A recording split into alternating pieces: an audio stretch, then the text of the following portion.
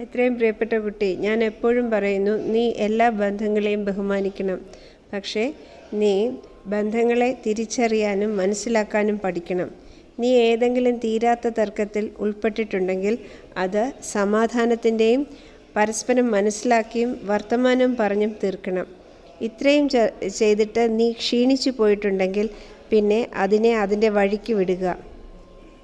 ദേഷ്യവും പ്രതീക്ഷകളും പരാതികളും പരിഭവങ്ങളും അതിനെ അതിൻ്റെ വഴിക്ക് പോകട്ടെ.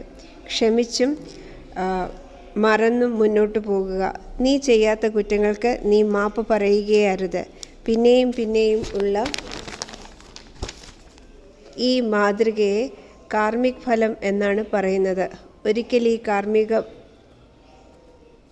കടം നീ തീർക്കുമ്പോൾ ബന്ധങ്ങളുടെ രൂപരേഖ തീരും. അതായത് നിന്റെ ആത്മാവ് നിന്നെ പഠിപ്പിച്ച് തീർക്കും.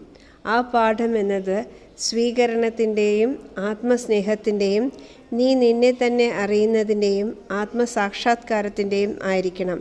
അതുകൊണ്ട് എല്ലാത്തിനെയും ത്യജിക്കുക. നീ സ്വതന്ത്രനാകുക. നീ കണ്ണാടിയിൽ നോക്കി നിന്റെ അടുത്ത് തന്നെ ചിരിക്കുക.